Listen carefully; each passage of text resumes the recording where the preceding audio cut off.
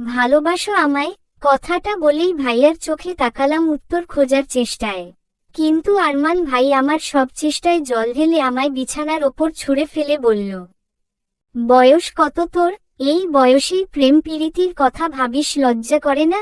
আগে বড় হয়ে নে, তারপর না হয় এসব কথা বলতে আসিস। আর তার আগে হাতে মলমটা লাগিয়ে নে। এটাও তুমি নিজে লাগিয়ে দেবে না? মারার সময় তো নিজের হাতেই মেরেছিলে। চাকর নই তোর যে মলম লাগিয়ে দেব। ইচ্ছে হলে মলম লাগা, না হলে ছুঁড়ে ফেলে দে। ডাফার কোথাকার। কথাটা বলেই গটগট করে রুম থেকে বেরিয়ে গেল আরমান ভাই। আমি অবাকের চরম সীমায়। কি এমন বললাম যার কারণে এত রাগ দেখালো? তবে যাই হোক, ভাইয়া আমায় এটা বলেনি যে ও আমায় ভালোবাসে না। বলেছে আমার বয়স হয়নি। কিন্তু আমি তো 18+, আর কত বড় হতে হবে আমায়? আর যদি প্রেম করারই বয়স হয়নি, তাহলে যে ও আমায় এইভাবে যখন তখন চুমু খায় সেটার বয়স হয়েছে আমার? ধুর বাবা, যতই ভাবছি ততই কনফিউশন। আর ভাববো না, তাতে যা হয় হোক। আমার কি হো।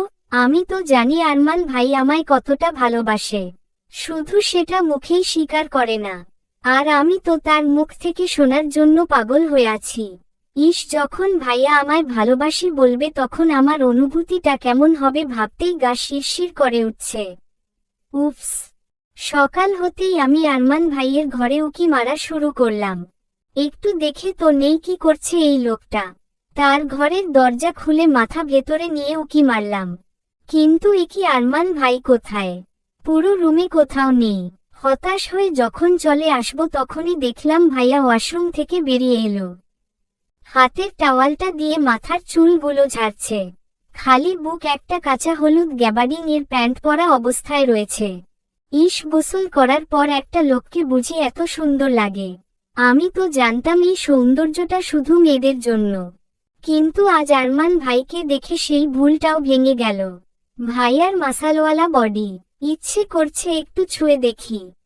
আমার স্বপ্ন নয় তো? একমাত্র স্বপ্নের রাজকুমারী এতটা সুন্দর হতে পারে? ভাইয়া ওয়াশরুম থেকে বেরিয়ে কাবার্ডের দিকে এগোতেই আমার মাথায় দুষ্টু বুদ্ধি খেলে গেল। ভাইয়া কাবার্ড খুলতেই আমি তার হাতের নিচ দিয়ে গিয়ে সোজা তার সামনে দাঁড়ালাম। সামনে আরমান ভাই, পেছনে খোলা কাবার্ড, আর দুই দিকে উনার দুই হাত আমাকে তার বন্দিনী করে রেখেছে। নিজেকে তার বন্দিনী করতে পেরে সত্যিই আজ নিজের প্রতি ভীষণ গর্বিত অনুভব হচ্ছে। তুই কেন? অন্য কারো আসার কথা ছিল বুঝি? আমার কথা শুনে আরমান ভাই চোখ মুখ শক্ত করে আমার দিকে এক কদম এগিয়ে বলল, তুই আমার ঘরে কি করছিস?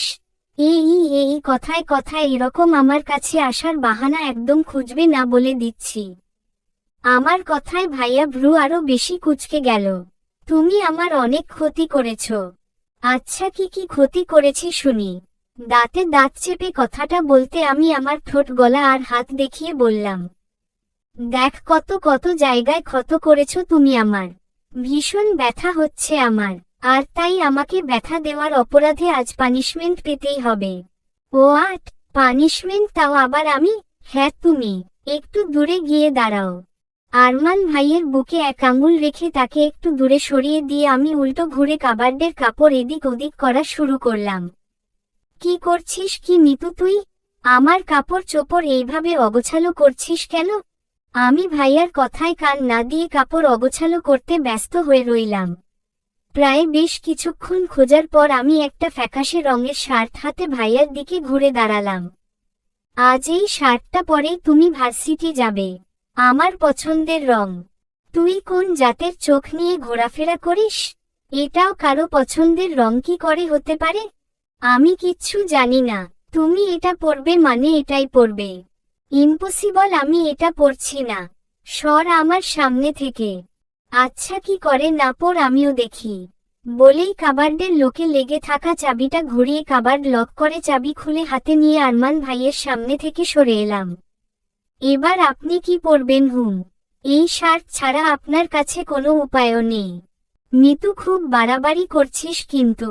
চাবি দে আমাকে। না, দেব না। মিতু, স্টপ দেয়ার। চাবি আমায়, নয়তো খুব খারাপ হয়ে যাবে কিন্তু। যা হওয়ার হোক। আমি চাবি দেব না মানে দেব না। আরমান ভাই আমাকে ধরার চেষ্টা করছে, কিন্তু আমি কখনো টেবিলের আড়ালে যাচ্ছে তো কখনো বিছানার আড়ালে। আমি জানি এই ঘরে থাকলে আমায় ধরা পড়তেই হবে, তাই আমি সুযোগ বুঝে ঘরে থেকে বের হওয়ার জন্য দরজার দিকে পা বাড়াতেই পেছনে কেউ আমার হাতে হেঁচকা টানে সোজা পাশে দেওয়ালে চেপে ধরল। হঠাৎ এমন হওয়ায় আমি ভয় পেয়ে যাই। ভয়ের চোটে আপনা থেকেই দুই চোখ বন্ধ হয়ে আসে। কিছুক্ষণের মধ্যেই নিজেকে সামলে পিটপিট করে চোখ খুলতেই দেখি আমি আরমান ভাইয়ের কবলে পড়েছি। আরমান ভাই আমার দুই হাত দুই পাশে দেওয়াল চেপে ধরে আমার খুব কাছে এসে দাঁড়িয়ে আছে। বুঝলাম এবার আর রক্ষে নেই আমার।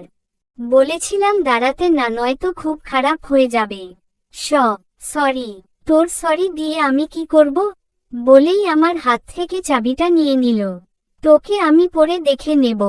কথা বলেই আরমান ভাই আমাকে ছেড়ে কাবার্ডের দিকে যেতে লাগলো। তখনই রুমের ভেতর দরজা খুলে কাউকে ঢুকতে দেখে আমি চমকে উঠলাম। চলবে।